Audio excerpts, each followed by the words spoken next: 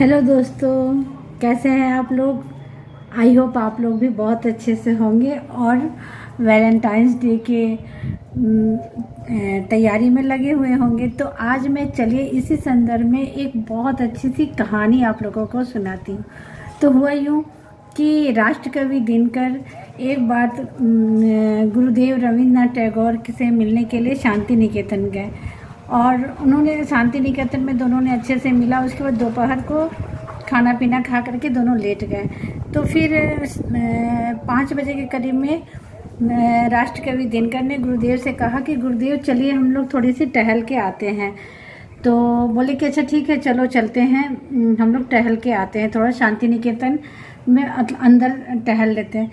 तो दिनकर जी तो तुरंत 5 मिनट के अंदर तैयार हो गए और वेट कर रहे हैं कि अभी तक गुरुदेव आए नहीं।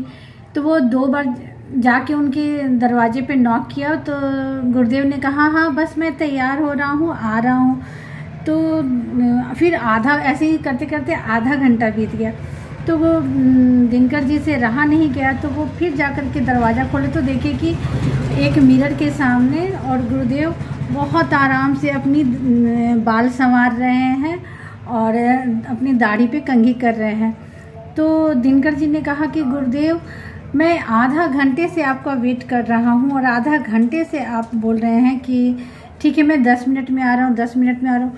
तो हमें तो सिर्फ इसी तरह से शांति निकेतन में टहलना है, तो कहीं किसी से मिलने तो जाना नहीं है। तो फिर आप इतने देर से तैयार क्यों हो रहे हैं, किसको दिखाना है कि आप इतने सज धज रहे हैं और इतने टाइम से आप अपनी बाल बना रहे हैं और दाढ़ी बना रहे हैं। तो गुरुदेव ने मुस्कुरा करके कहा कि कवि दिनकर जी मुझे किसी को कुछ दिखाना नहीं है और ना ही मतलब मैं किसी की प्रशंसा के भूखा हूँ कि कोई मेरी प्रशंसा करे, तो इसीलिए मैं तैयार हो रहा हूँ। मेरी खुद की अपनी एक अंदर से हमें पॉजिटिविटी आती है कि जब हम कहीं भी जाना हो तो हम अच्छे से बन सवर के अगर जाते हैं तो हमारे में एक अलग तरह का अपने आप में हमें पॉजिटिविटी आती है। तो मैं इसलिए कहीं भी जाता हूँ तो अच्छे से बन सवर के जाता हूँ, ये मेरी अपनी अंदर की खुशी है। और ये नहीं है कि मुझे किसी को दिखाना है तभी मैं सज संवर रहा हूँ। तो ये अपने आप में आप कहीं अस्त व्यस्त जाइए, उसका आपके ऊपर क्या प्रभाव पड़ता है, प्लस आपसे मिलने वालों के का आपका प्रभाव उनके ऊपर क्या पड़ता है, ये सब आपके रहन सहन और तैयार होने मतलब लगता है।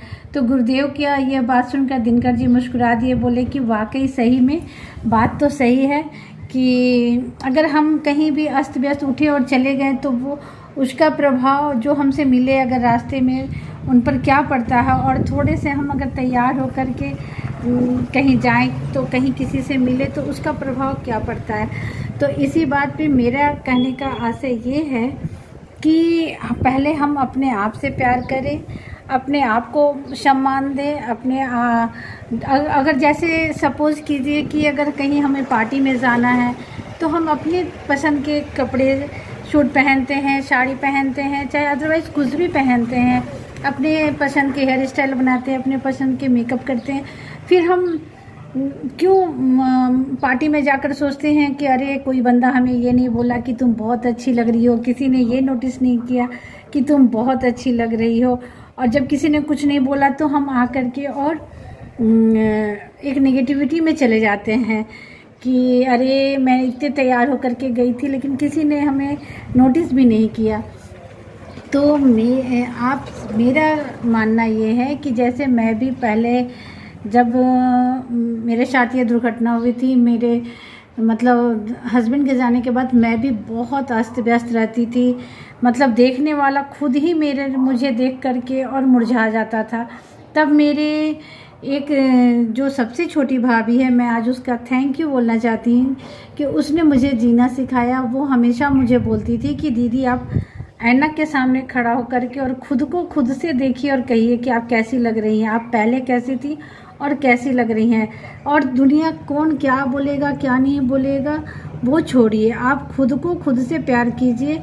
और जिसका परिणाम ये हुआ, और प्लस मेरी बिजनेस भी ऐसी थी कि मैं पार्लर चलाती थी, तो वो हमेशा मुझे मोटिवेट करती थी, बोलती थी कि दीदी आप ढंग से नहीं तैयार होकर रहोगे तो कोई आपके पार्लर में आएगा नहीं, कि पार्लर चलाने वाली तो खुद ही इतनी अस्त व्यस्त रहती है तो वो दूसरे को क्या सजेशन देगी।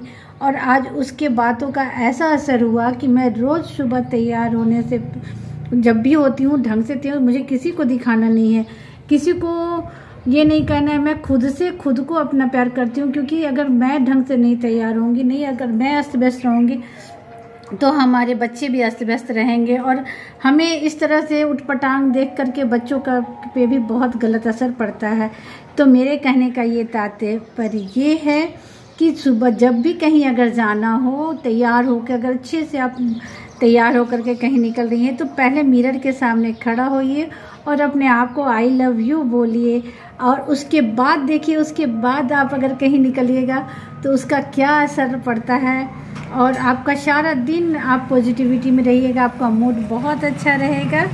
तो आज आप अपने मिरर के सामने खड़े हो जाइए, बहुत अच्छे से तैयार हो जाइए, अपने पसंद के कपड़े पहनिए, अपने पसंद के मेकअप कीजिए और झट से मिरर के सामने अपने आप को आई लव यू बोल दीजिए, आई लव यू नीतू बोलिए और फिर उसका देखिए कमाल।